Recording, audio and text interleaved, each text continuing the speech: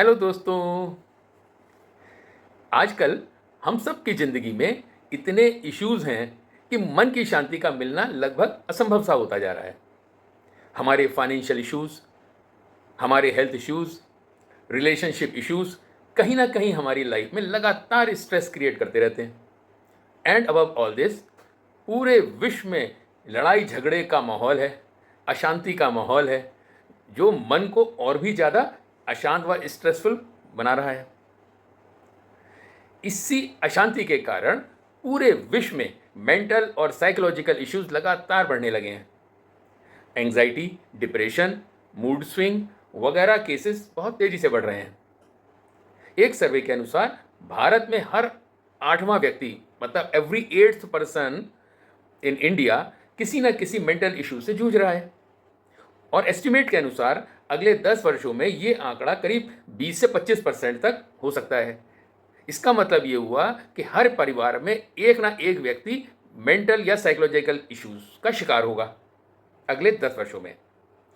तो दोस्तों, it is a time to think about this problem quite seriously. आज के इस वीडियो में इसी टॉपिक पर हम चर्चा करेंगे।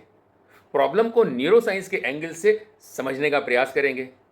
ये एक नया पर्सपेक्टिव होगा और इस वीडियो के अंत में हम सॉल्यूशन के विषय में भी चर्चा करने की कोशिश करेंगे। तो मेरा निवेदन है कि इस वीडियो को आप अंत तक देखिए ताकि पूरी जानकारी आपको मिल सके। दोस्तों, मेरा नाम अनिल सक्सेना है और आप मेरा ये शो देख रहे हैं। अकॉर्डिंग टू स्पिरिचुअलिटी, सिर्फ व सिर्फ एक ही चीज़ है जिसको हम कंट्रोल कर सकते हैं, और वो है हमारा दिमाग। आप बाकी किसी भी इंसान को कंट्रोल कर ही नहीं पाएंगे, चाहे आप जीवन भर कोशिश कर लें, और शायद आप कोशिश भी करते हैं। तो कंट्रोल की जर्नी दिमाग से ही स्टार्ट होनी चाहिए, परंतु हम बाकी सभी चीज़ों को कंट्रोल करने की पूरी कोशिश ज़िंदगी भर करते रहते हैं, मगर अपने दिमाग की तरफ सोच ही नहीं जाती। इसका मेन कारण है कि हमें दिमाग के बारे में कुछ पता ही नहीं है। हमारे लिए एक प्रकार का दिमाग एक ब्लैक बॉक्स है जिसके बारे में हमें कोई नॉलेज नहीं है, ना ही हम इसे जानना चाहते हैं। आज इस वीडियो में हम ब्रेन को जानने का प्रयास करेंगे ताकि कुछ हद तक उसका कंट्रोल अपने हाथ में ले सकें। दोस्तों, हमारा ब्रेन कई छोटे छोटे पार्ट से मिलकर बना है। Majorly there are 2 parts of the brain. वो कौन कौन से हैं? एक तो लिम्बिक सिस्टम कहलाता है, जो कि हमारे पीछे का, खोपड़ी के पीछे का पोर्शन होता है, और दूसरा प्रीफ्रंटल कॉर्टेक्स होता है जो माथे के पीछे होता है, और दोनों जुड़कर कंप्लीट ब्रेन बनाते हैं। जब भी हम इमोशन के साथ एक्ट करते हैं, जैसे गुस्से में बोल दिया, दुखी होकर बोल दिया वगैरह, वो सब हमारे लिम्बिक सिस्टम से आ रहा है, यानी कि ब्रेन के पिछले पोर्शन से आ रहा है। आश्चर्य की बात यह है कि लिम्बिक सिस्टम को कंट्रोल करना बहुत ही मुश्किल होता है। हम लोग जो भी विचार करते हैं, सोचते हैं, वो हमारे प्रीफ्रंटल कॉर्टेक्स से मैनेज होता है, यानी कि front part of the brain से मैनेज होता है। परंतु अल्टीमेटली हम वही करते हैं जो हमारा लिम्बिक सिस्टम कहता है।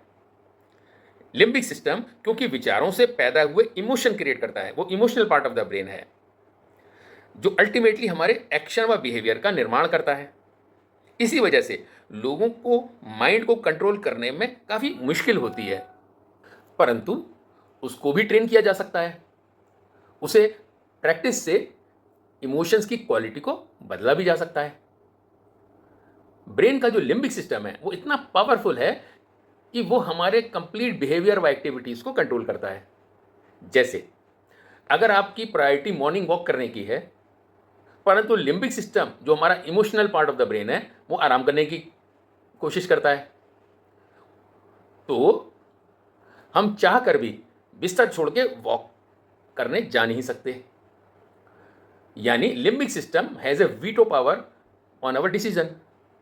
यही कारण है कि लोग प्रोक्रेस्टिनेट करते हैं, लोग आलस करते रहते हैं, कहते हैं कि कल से मुझे ये काम करना है, मगर नेक्स्ट डे वो नहीं कर पाते।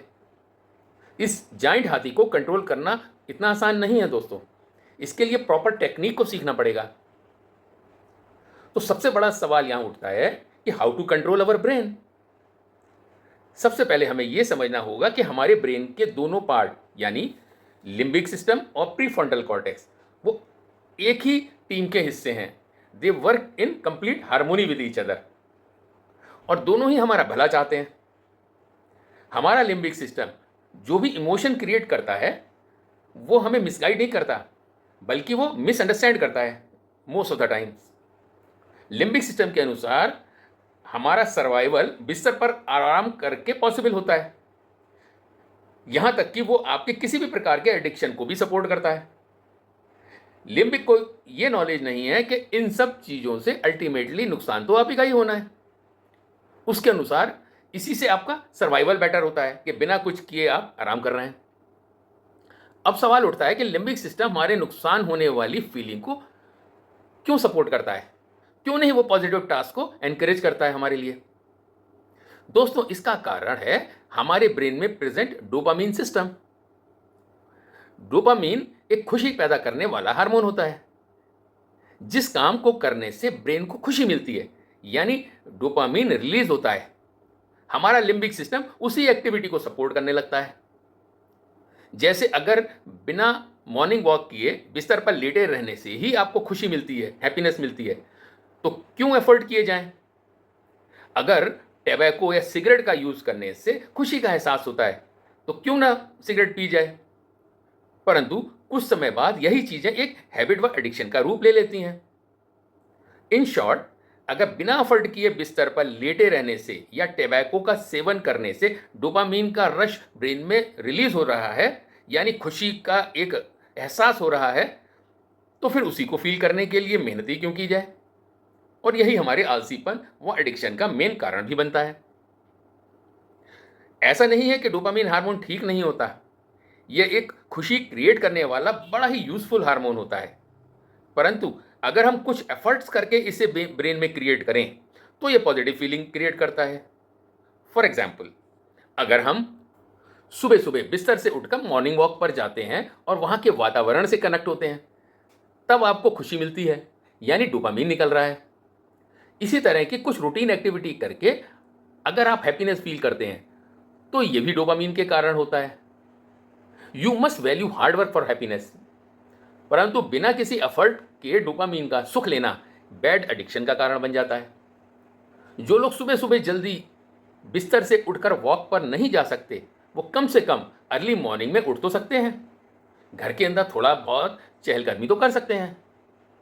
दोस्तों, छोटे छोटे एफर्ट्स करके ब्रेन में डोपामीन तो क्रिएट कर सकते हैं ना, खुशी तो क्रिएट कर सकते हैं। याद रहे, एफर्ट्स करके प्राप्त की गई खुशी एडिक्शन कभी नहीं बनती है।